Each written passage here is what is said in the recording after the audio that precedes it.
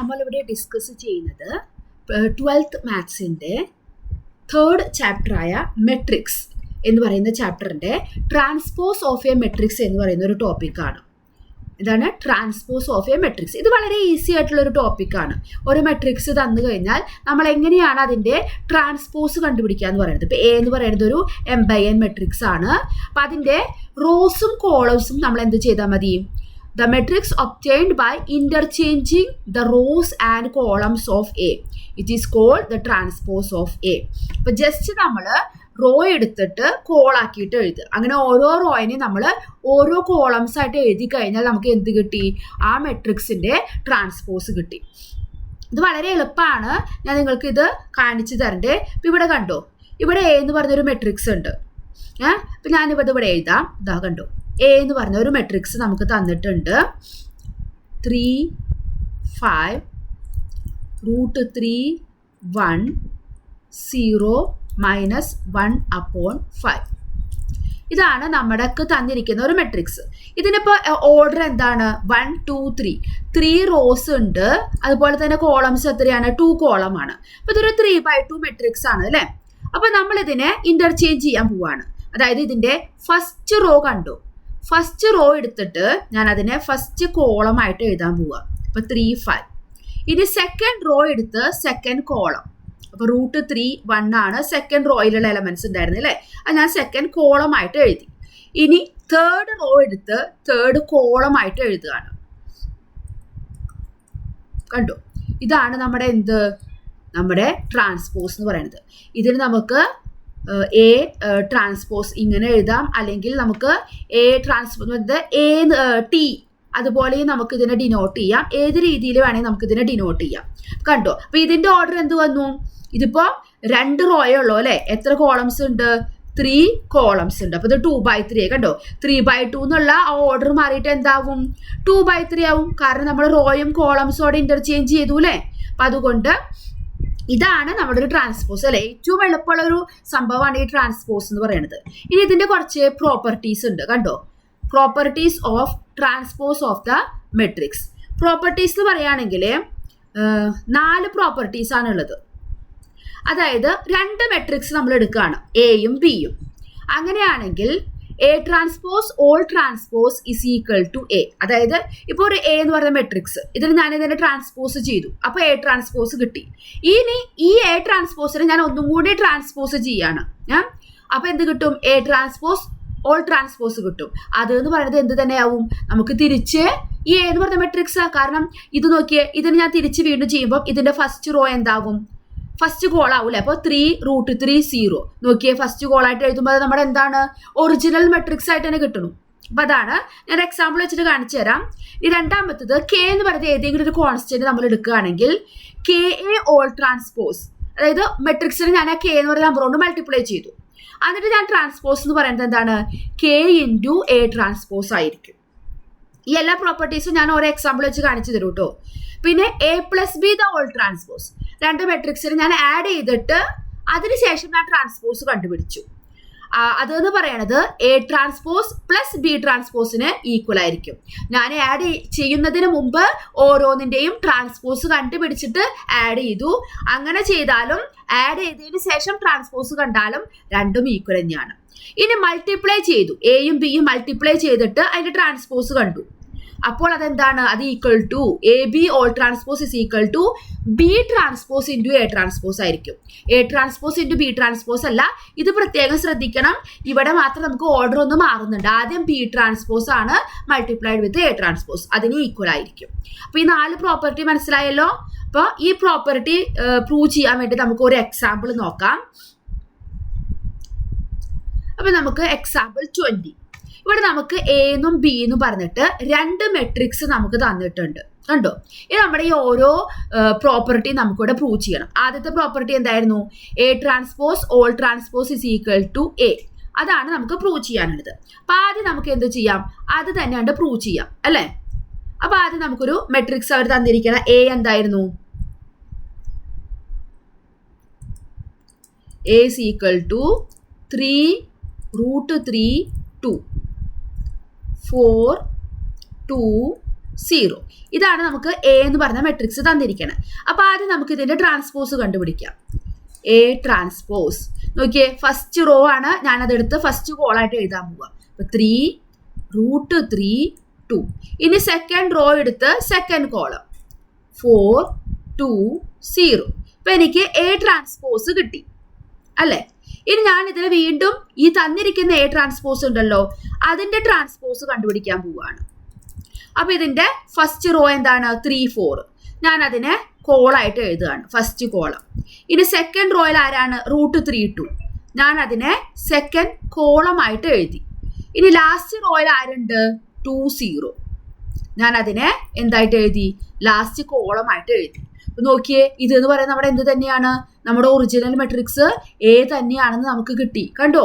അപ്പോൾ A transpose whole transpose കാണിക്കുന്ന സമയത്ത് നമുക്ക് എന്ത് തന്നെ കിട്ടും? നമ്മുടെ ഒറിജിനൽ മെട്രിക്സ് എ തന്നെ നമുക്ക് തിരിച്ചു കിട്ടും.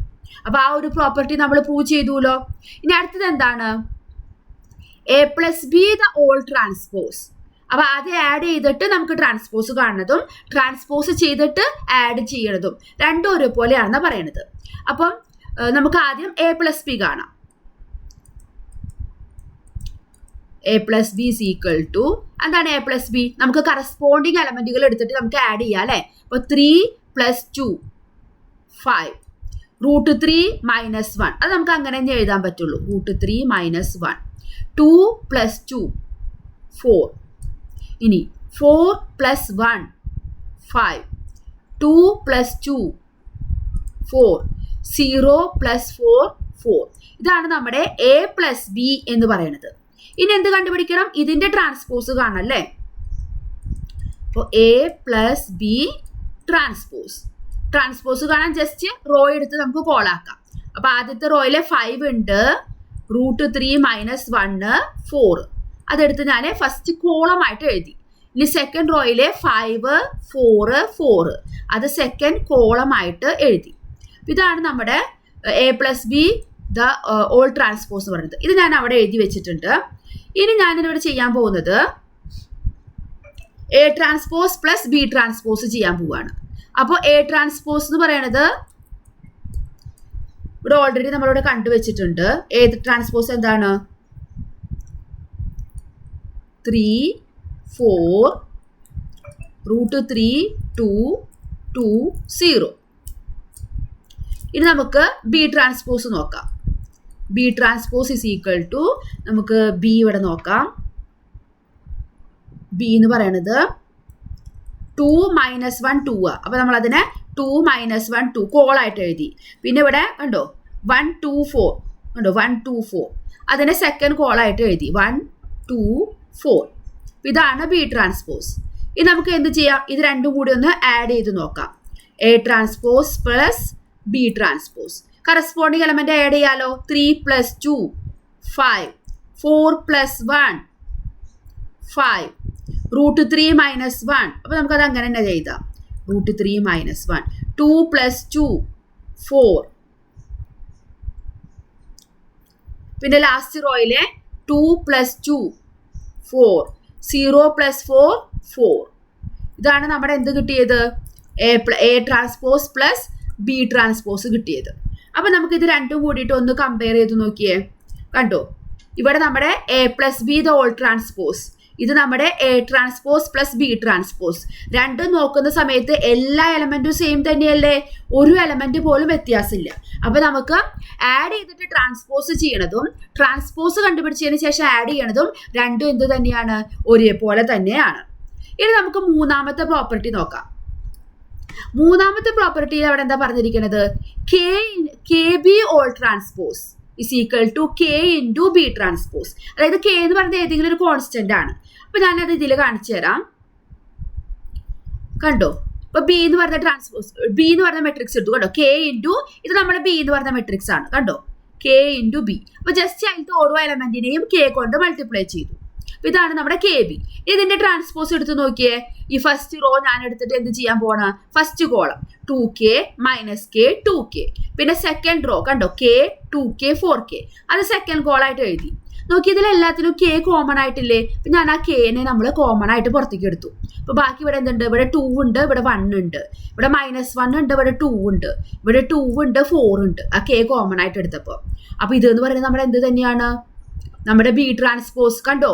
നമ്മുടെ ബി ട്രാൻസ്പോസ് നമ്മൾ നേരത്തെ ഇവിടെ കണ്ടുവച്ചിട്ടുണ്ടായിരുന്നില്ലേ? നോക്കിയേ, ഈ ബി ട്രാൻസ്പോസ് തന്നെയല്ലേ നമുക്ക് ഇവിടെ കിട്ടിയിരിക്കുന്നത്. അപ്പോൾ ഇതിൽ നമുക്ക് എന്ത് എഴുതാം? കെ ഇൻറ്റു ബി ട്രാൻസ്പോസ് എന്ന് എഴുതാം. അപ്പോൾ നമ്മുടെ K B whole transpose is equal to എന്ത് കിട്ടി?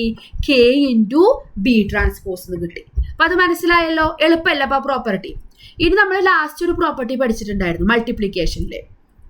നോക്കിയേ, എ എന്നും ബി എന്ന് പറഞ്ഞ 2 മെട്രിക്സ് തന്നു. നമുക്ക് എന്താണ് നമ്മുടെ മൾട്ടിപ്ലിക്കേഷൻ്റെ ആ പ്രോപ്പർട്ടി എന്ന് പറയുന്നത്?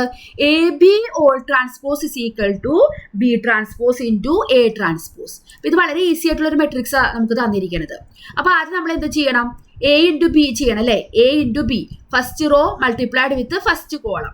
അപ്പോൾ -2 ഇൻറ്റു 1 -2, 4 ഇൻറ്റു 3 12 +5 ഇൻറ്റു -6.